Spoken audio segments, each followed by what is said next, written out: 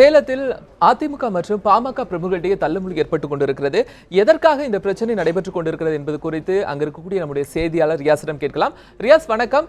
தேர்தல் முடிவுகள் வந்து கொண்டிருக்கிற இந்த சூழ்நிலையில் அதிமுக மற்றும் பாமகவிடையே இந்த பிரச்சனைக்கு காரணம் என்ன? சேலத்துல அதிக பெரும்பான்மையான தொகுதிகளில் அதிமுக கைப்பற்றி வந்துட்டு இருக்கு. குறிப்பா சொல்லப்போனா சேலத்தில் இருக்கிற ஓமலூர் தொகுதி அதிமுகவினர் ரொம்ப உற்சாகமா கொண்டாடி வந்துட்டு இருந்தாங்க. இந்த நிலையில பாமக சார்பில் போட்டியிட்ட வேட்பாளர் தமிழரசு அவருடைய ஆதரவாட்களுடன் இந்த வளாகத்திலிருந்து வெளியே வந்தார். இந்த வெளியே வரும்போது அங்கிருந்து அதிமுகவினர் தமிழக முதல்வரை வாழ்த்தியும் அந்த வெற்றி கோஷங்களை எழுப்பியும் கோஷமிட்டுக் கொண்டனர். இதனை பார்த்து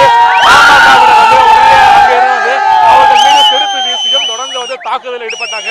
மேலும் அவங்க பாமகவினருக்கு ஆதரவாக ஒரு கோஷங்களை எழுப்பி தொடர்ந்து இரு தரப்பினருக்கு ஒரு கைகலப்பு ஏற்படும் சூழ்நிலை ஏற்பட்டது.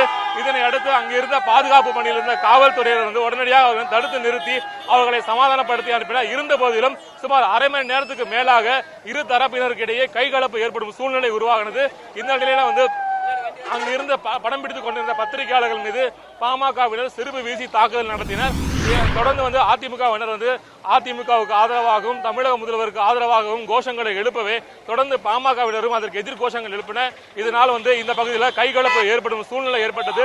ஒருவரை மாறி மாறி கோஷங்களை போட்டுக் கொண்டனர். இதனையடுத்து அங்கு இருக்கிற பாதுகாப்பு பணியில் ஈடுபட்டுள்ள காவல்துறையினர் பாமக வேட்பாளர் மற்றும் அவருடைய பாமக தொண்டர்களை அங்கிருந்து உடனடியாக அப்புறப்படுத்தி இருக்காங்க. கோபால்.